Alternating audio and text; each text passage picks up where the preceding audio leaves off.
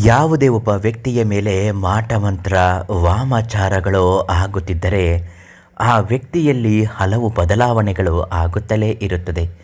ಯಾರೋ ನಿಮಗೆ ಆಗದಿದ್ದವರು ಮಾಡಿಸುವಂತಹ ಈ ತಂತ್ರವು ನಿಮ್ಮ ಮೇಲೆ ನೇರವಾಗಿ ಪ್ರಭಾವ ಬೀರುತ್ತದೆ.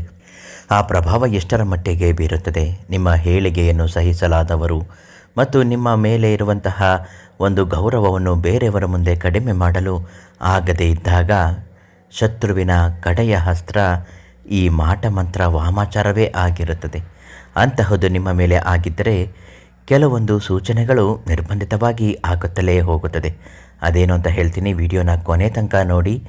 ನಿಮ್ಮ ಜೀವನದಲ್ಲಿ ಇಂತಹ ಮಾಟಮಂತ್ರ ವಾಮಾಚಾರದ ಗೌಪ್ಯ ನಿಗೂಢ ಸಮಸ್ಯೆಗಳು ಏನೇ ಇದ್ದರೂ, ಎಷ್ಟೇ ಕಠಿಣವಾಗಿದ್ದರೂ ಶಾಶ್ವತವಾಗಿ ಪರಿಹಾರ ಆಗಬೇಕು ಅಂದರೆ ನೀವು ಈ ತಕ್ಷಣಕ್ಕೆ ಪಂಡಿತ್ ಶ್ರೀ ಮಂಜುನಾಥ ಗುರುಗಳಿಗೆ ಒಂದು ಕರೆ ಮಾಡಿ.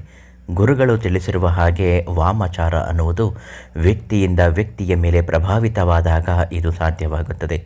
ಇದನ್ನು ಮಾಡಿಸಿದಾಗ ಮಂಕು, ಜಡತ್ವ, ಎಲ್ಲರ ಮೇಲೂ ಕೋಪ ಮಾಡಿಕೊಳ್ಳುವುದು, ಸಣ್ಣ ಪುಟ್ಟ ವಿಚಾರಕ್ಕೆ ಜಗಳ ಆಡುವುದು, ಇದ್ದಕ್ಕಿದ್ದ ಹಾಗೆ ಕಾಯಿಲೆ ಬೀಳುವುದು, ಮನೆಯಲ್ಲಿ ಆರ್ಥಿಕ ಸಮಸ್ಯೆ, ದುಡ್ಡಿನಲ್ಲಿ ನಷ್ಟವನ್ನು ಹೊಂದುವುದು, ಸಾಲ ಮಾಡುವುದು, ಅಪರಿಚಿತರ ಜೊತೆಗೆ ಜಗಳ ಆಡಿಕೊಳ್ಳುವುದು, ಇವೆಲ್ಲವೂ ವಾಮಾಚಾರದ ಸಂಕೇತವಾಗಿರುತ್ತದೆ. ಗಂಡ ಹೆಂಡತಿ ನಡುವೆ ನಡೆಯುವ ವೈಮನಸ್ಯ ಕೂಡ ಇಂತಹ ವಾಮಾಚಾರಕ್ಕೆ ಕಾರಣ ಆಗಿರಬಹುದು. ಇದ್ದಕ್ಕಿದ್ದಂತೆ ಆರ್ಥಿಕ ಪರಿಸ್ಥಿತಿ ಕುಂಠಿತವಾಗಿದ್ದಾಗಲೂ ಕೂಡ ವಾಮಾಚಾರವೇ ಆಗಿರುತ್ತದೆ. ಇಂತಹ ವಾಮಾಚಾರಗಳು ನಿಮ್ಮ ಮೇಲೆ, ನಿಮ್ಮ ಮನೆಯವರ ಮೇಲೆ, ನಿಮ್ಮ ಗಂಡನ ಮೇಲೆ ಅಥವಾ ನಿಮ್ಮ ಮಕ್ಕಳ ಮೇಲೆ ಬಿದ್ದಿದ್ದರೂ ಕೂಡ ಇದರಿಂದ ಪರಿಹಾರಕ್ಕೆ ನೀವು ಬರದೇ ಕೊಳ್ಳಬೇಕು. ಈ ಪರಿಹಾರವನ್ನು ಹೇಗೆ ಮಾಡಬೇಕು ಅಂತ ಹೇಳ್ತೀವಿ ಕೇಳಿ. ಒಂದು ವೀಳ್ಯದೆಲೆಯನ್ನು ತೆಗೆದುಕೊಳ್ಳಿ.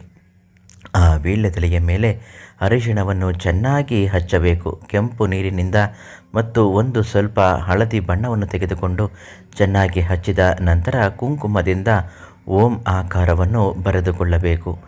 ಅದರ ಮಧ್ಯಭಾಗದಲ್ಲಿ ಒಂದು ಸ್ವಲ್ಪ ಅಕ್ಷತೆಯನ್ನು ಹಾಕಿಕೊಳ್ಳಬೇಕು. ಎಲ್ಲವನ್ನು ಒಟ್ಟಿಗೆ ಸೇರಿಸಿ ಅರಿಶಿಣದ ಕೊಂಬನ್ನು ಮಧ್ಯಭಾಗದಲ್ಲಿಟ್ಟು ಹಳದಿ ದಾರವನ್ನು ಬಿಗಿಯಾಗಿ ಕಟ್ಟಿ ಅದನ್ನು ತೆಂಗಿನಕಾಯಿ ಚಿಪ್ಪಿನೊಳಗಡೆ ಹಾಕಬೇಕು.